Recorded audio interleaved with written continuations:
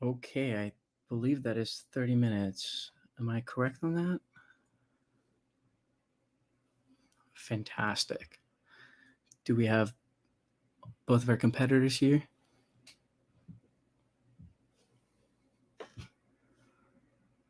Let's give Andrew a little bit of time. I'm ready to go whenever you are.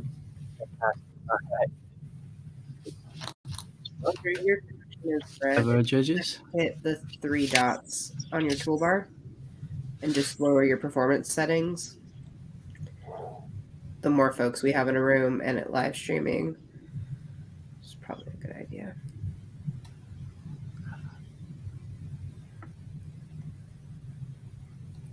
There you go. You're back to green.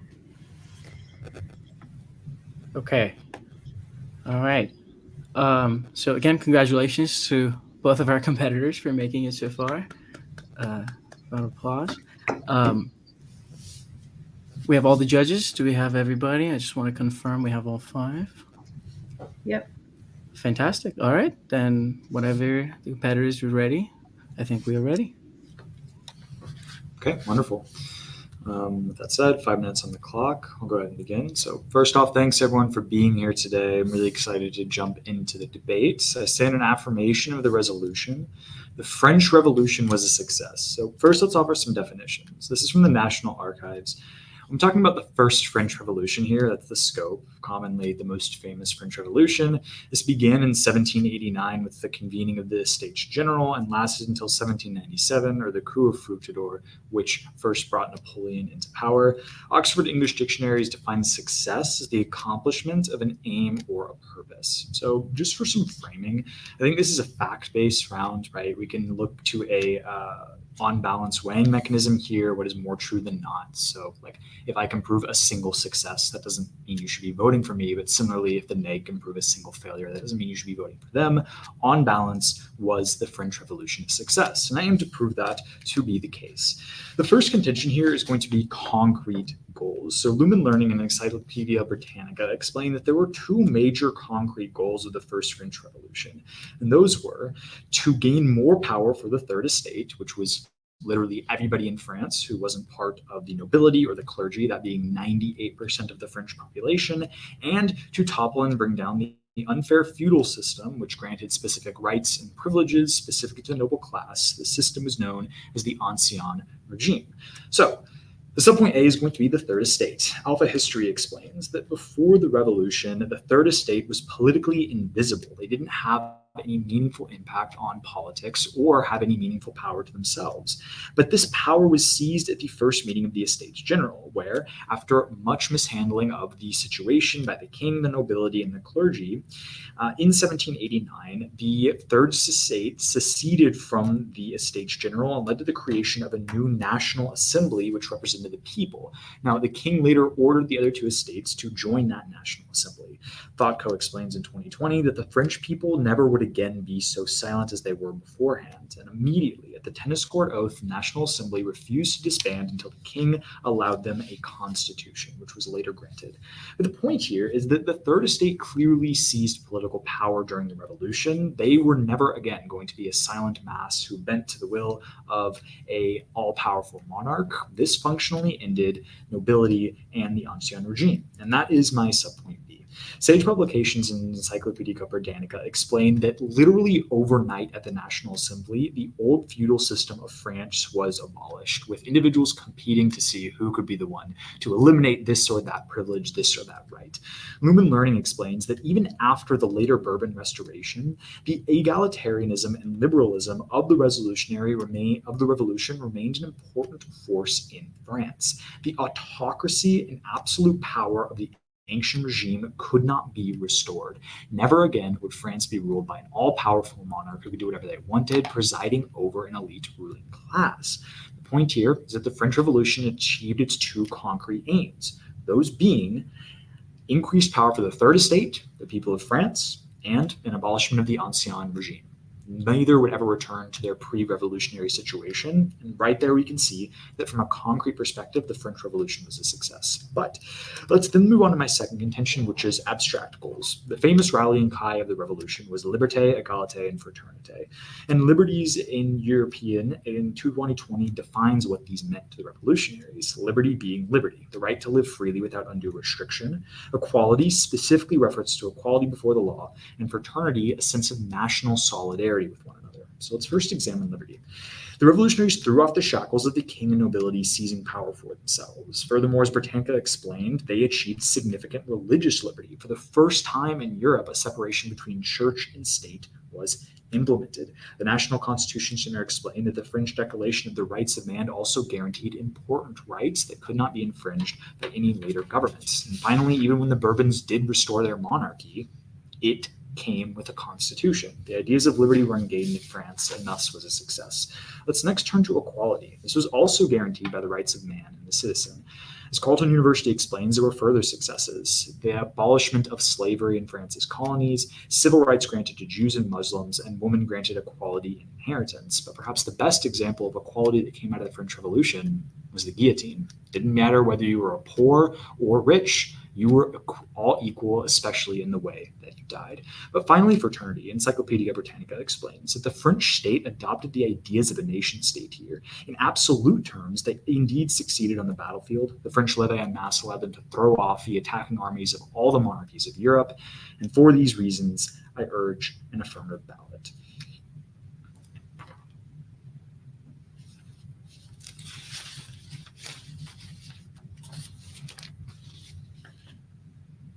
Stand ready for cross.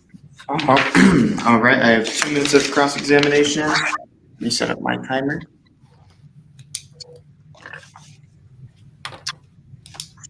All right, I will begin now. Isn't it true that success could vary in terms of what it takes to get to that success in the first place, if we're talking about what success actually means? I don't quite understand what you're asking me. Sorry, yeah. Like, there are levels to success, right? Sure. And with this spectrum, obviously sacrifices can take away the idea of success, the sacrifices you take to get there, right?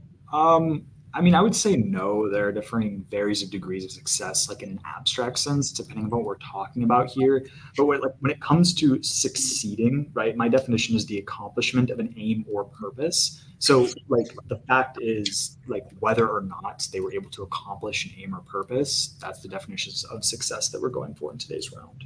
And what are you defining the direct purpose of the French Revolution? Right. So I give you 2 definitions here. Like, the first are concrete goals, which were to gain power for the Third Estate and to abolish the Ancien regime. And the second were more abstract goals, like the revolution in the minds of men, those being the implementation of liberté, égalité, and fraternité as like ideals that the French public could adopt and hold themselves to. Following the French Revolution, did they establish a Bill of Human Rights properly, or was that kind of left out? Yeah, so that was the Declaration of the Rights of Man. They did. And then the Code Napoleon further guaranteed rights. And even in the Bourbon Restoration, a constitution was guaranteed rights to citizens in France. Didn't Napoleon instill the Napoleonic Code as his set of human rights during following the French Revolution?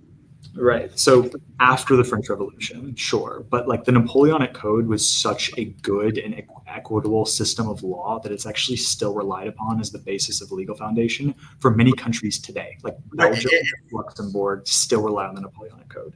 Okay. Got it. And then I'll get rid of the rest of my time. Let me go ahead and mute. And sorry, I'm going to take 1 second to set up a timer because my timer has run out of battery. Give me 1 moment and then we'll be all good to go.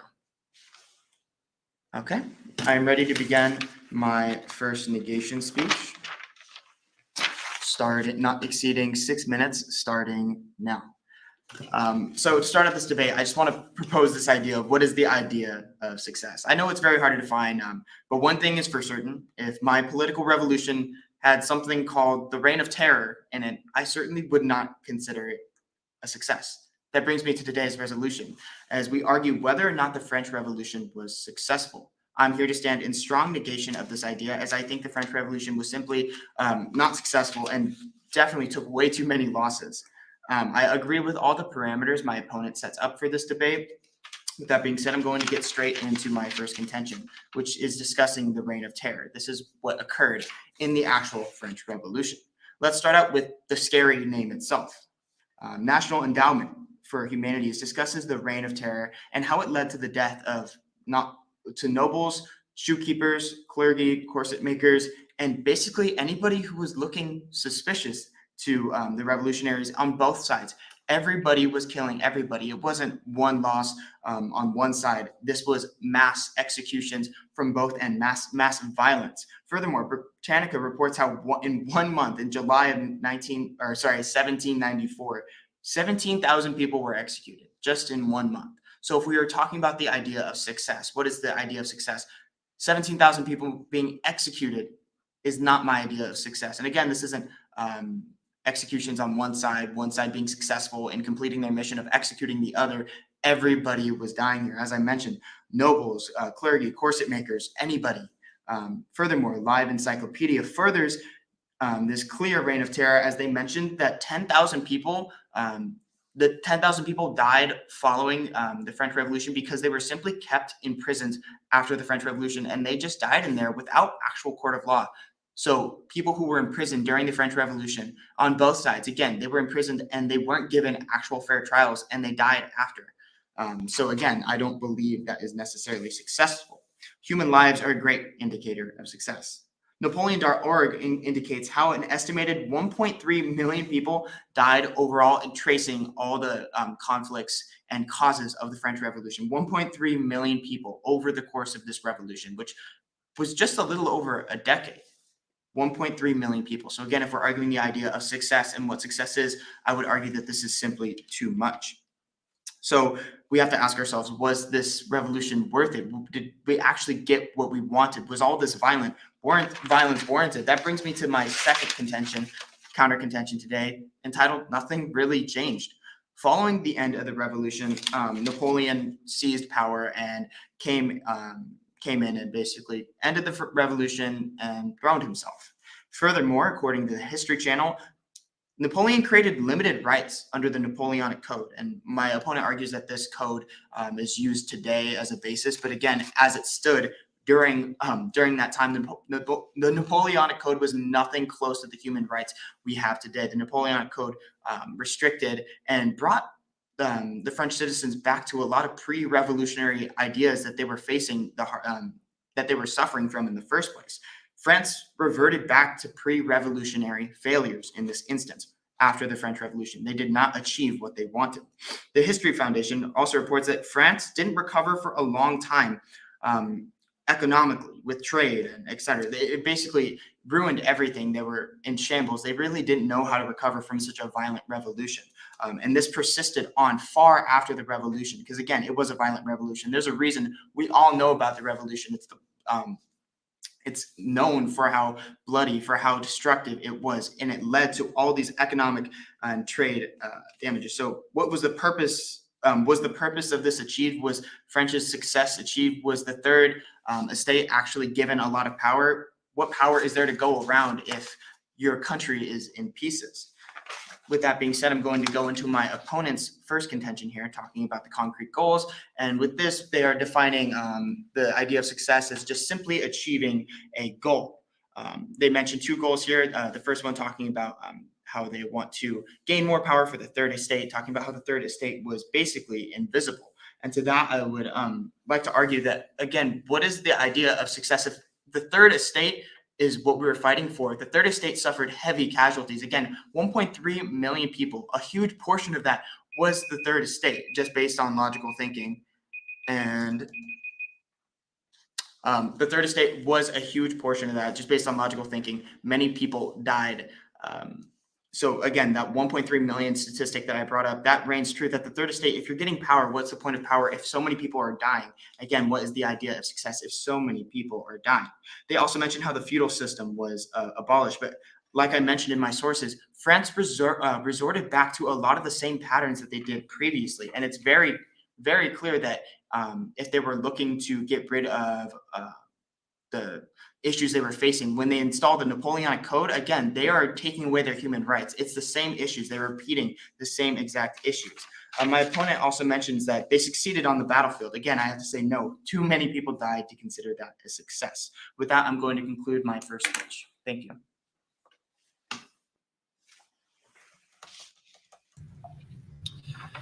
Okay, great speech. So I can go ahead and begin if you're ready. Yep. So again, great speech. Just a few questions here. So let me talk about this 1.3 million statistic. Can you restate what that covers? It covers the entire duration of the French Revolution, meaning the tensions that were created, basically the government not serving them because they were in basically war times. This many people died. 1.3 million people died across this timeline. The economic failure? The economic failure, basically, during this violent revolution, systems were basically brought down entirely. You have to rebuild that up, which means that you're not trading with anybody else. Everybody is suffering from the losses, from the violence. And again, that takes a lot of time. And it took France a lot of time to recover that, according to my source. Mm-hmm. Great. And then finally, you attack the Napoleonic Code quite a bit. So let me ask you this. Compared to the codes of every other country in Europe, how advanced or equitable was the Napoleonic Code? At the time, the Napoleonic Code, again, if we're talking about what success is, maybe at the time it was considered somewhat good, but not really. Again, they weren't getting human rights. Right. Which is the main saying criticism. they're not getting human rights by our modern standards. That's true, right? That's what you're arguing. I would argue by most standards, human rights have always been human rights. Okay, sure. But can you enumerate the Napoleonic Code for us? The Napoleonic Code, I don't know a lot of specifics about it. All I know is its reputation as being incredibly restrictive. It was a product of... Sorry, do you have a source for that? Yeah, I have it in my second contention. Yeah, I have it from, it was according to the History Channel. They were talking about once Napoleon... Yeah.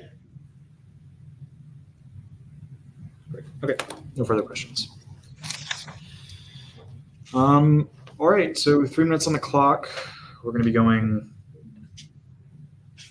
Rezan Nega. If everyone's ready, let me go ahead and begin. So great speeches to my opponent. Let's start with some resolutional analysis here. My opponent agrees with all of my definitions and framing and then continues to question what is success that we're talking about. I give you the definition, the accomplishment of an aim or purpose. So in an absolute sense, whatever it takes to get to that accomplished aim or purpose is kind of moot, but I understand why my opponent is arguing it, but that is the definition of success, the accomplishment of an aim or a purpose. So let's go back to their attacks on my case. I guess we'll start with the affirmative. Their attacks on my first idea is that the Third Estate and the Ancien regime say that France resorted back to old patterns after the French Revolution. But that just isn't true, right? So even when a monarchy was reestablished during the Bourbon Restoration, after even Napoleon, that monarchy was still forced by the people to have a constitution. The fact is that these rights, both of the people's power as well as the abolishment of the Ancien regime,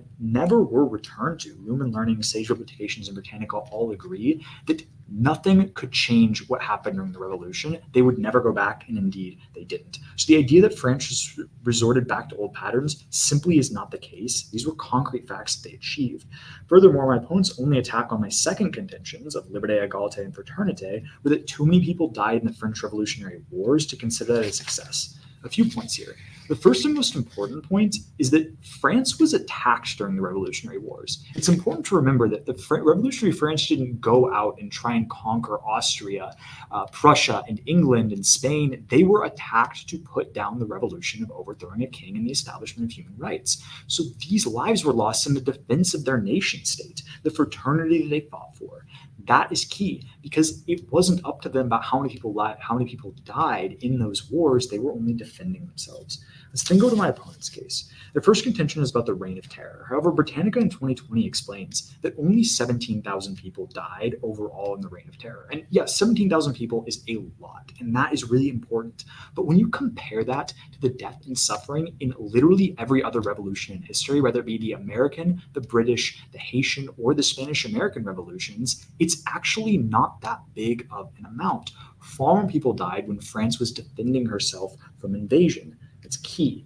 Next, my opponent says that 1.3 million people died over the entire history of the Revolutionary Wars. But remember that that includes the Napoleonic Wars. 1.3 million people died from the start of the French Revolution to the end and fall of Napoleon. Most of that time is non-topical. It wasn't France that went out conquering, it was Napoleon. You can't consider that to be topical. Furthermore, my opponent claims that nothing changed, but much actually did. Britannica tells you that a Napoleonic Code was the most advanced system of law and equality in the world at the time, and that's why many states still base their system of laws after it. And economic failure is neither here nor there. That was never a goal and came from the fall of Napoleon. Thus, I affirm.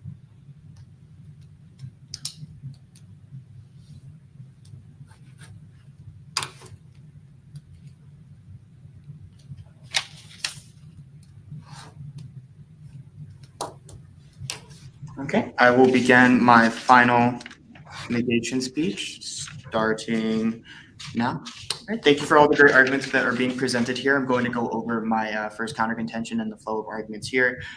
When I mentioned the Reign of Terror and this idea that success can't really be true considering how many people died to this, my opponent says that the 17,000 is in fact a lot. They agree that it's a lot, but then they argue that compared to other revolutions, it may not actually be too bad. But again, I would like to argue that this is still very bad. And considering, as I mentioned, following the French Revolution, Napoleon came into power and instilled similar restrictions on the third estate, as my opponent was mentioning, was one of the goals of the French Revolution, to give them power.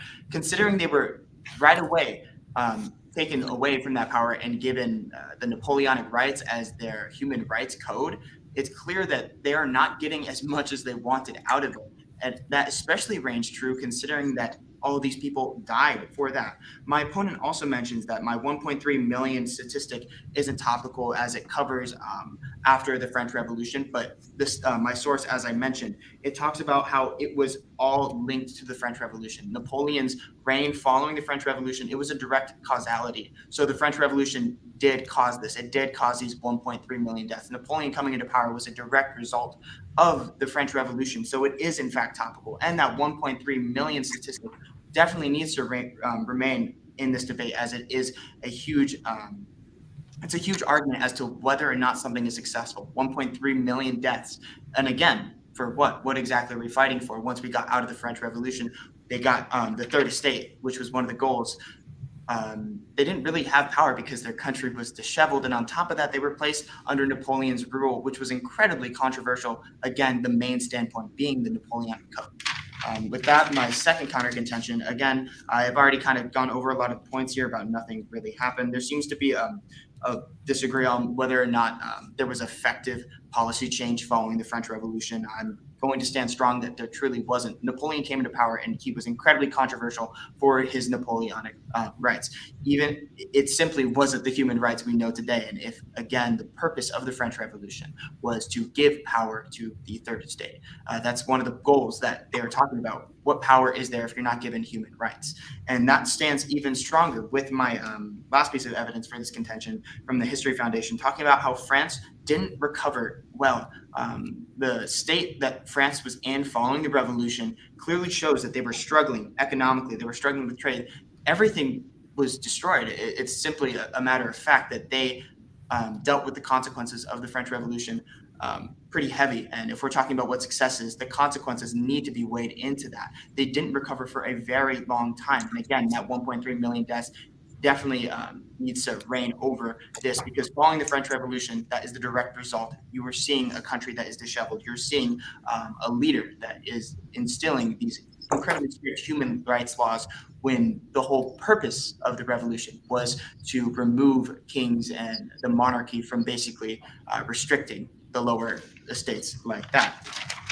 that brings me to my opponent's first contention, talking about concrete goals. Again, they mentioned the third estate was something they're trying to empower, and they also talk about how the feudal system was abolished. The idea of the feudal system basically, while the feudal system was technically abolished in a way, the results and the impacts and what the feudal system represented still reigned true in France. As I mentioned, when Napoleon came to power, the rights, the restrictive rights he gave his citizens proves that the Napoleonic Code shows a clear pre-revolutionary issues coming back to haunt France after the revolution. It didn't go away. And if we're talking about the purpose and success, that proves that it simply wasn't a success. My opponent also mentions, again, the success in the battlefield. Again, I would like to argue, no, too many people died on both sides. No one really succeeded here. It can't be an argument that one side or the other succeeded.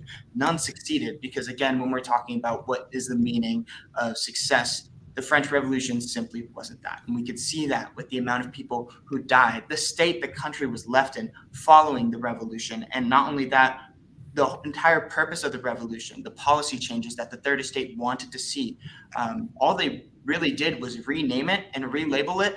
And all they did to get there was lose 1.3 million people, all to get Napoleon, who would instill the Napoleonic Code, which again just disproves the entire purpose and success of the French Revolution.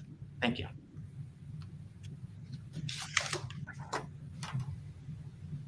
Okay, I just realized I wasn't muted. Sorry about that. But I'll go 3 minutes on the clock. We'll go ahead and begin. So this has been a great round. Really enjoyed debating it. Today, I'm just going to be going over a few arguments and offering some voters about why I affirm the resolution, the French Revolution was a success. So let's first talk about framing here, because I tell you that the framing is a fact round based on balance. This is not a cost-benefit analysis round. We're not talking about the costs versus the benefits of the revolution.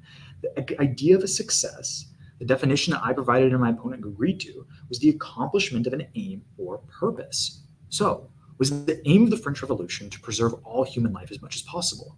No. Was the aim of the French Revolution to preserve the French economy? No, neither of those are enumerated. Therefore, neither fulfill the burden that or the framing of the round that I've established today. But let's go over some voters here. The first being concrete successes. The Third Estate gained power, and the Ancien regime never again regained it. Now, my opponent's only real argument here is that the Napoleonic Code prevented the Third Estate from gaining power, as well as the fact that the existence of future kings precluded the idea that the Ancien regime was fully abolished. But that just isn't true. The Ancien regime is so much more than a monarch. The United Kingdom today has a monarch. That doesn't mean it operates in a feudal system. The abolishment of the feudal system was absolute and a concrete success of the French Revolution. Furthermore, they did gain power. Once again, Alpha History as well as Encyclopedia Britannica explained to you that the French people would never again be so silent. Whether it was with Napoleon or without, they demanded a constitution from the king who replaced Napoleon and got it. We'll talk about the Napoleonic Code here in a second. But my second voter today is going to be a revolution in the minds of men. My entire second contention goes completely unchallenged. Liberté, equality, and fraternité were all fundamentally guaranteed and created by this resolution.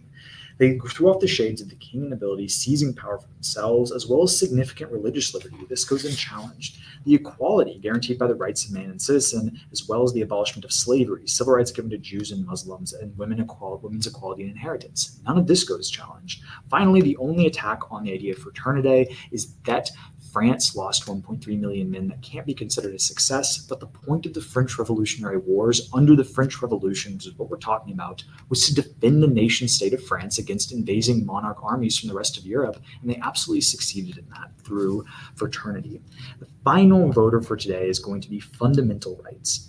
Fundamental rights were guaranteed by the French Revolution. Never again would the French people go without a constitution or some sort of form of laws guaranteeing their rights. Remember that the Napoleonic Code overall was a complete overhaul of the French legal system and is still what many countries rely on to base their ideas of rights. It wasn't that bad. In fact, Encyclopedia Britannica tells you at the time it was the most revolutionary advance guarantee of human rights and judicial codes and like political stability that the world had ever seen, because most still relied on these ancient rules and traditions. Therefore, for these three reasons, I urge an affirmative ballot.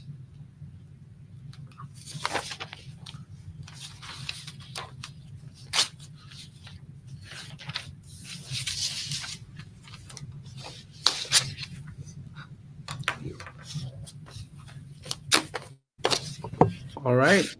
Thank you very much. Congratulations again to making it all the way here. And I guess awards, or I don't know how they're going to do it, but good luck. It's on Sunday, but thank you all for the time. I appreciate All right. it. This is a fun round. All right. Great job, Clay. Really enjoyed this one. Thank you. Good job.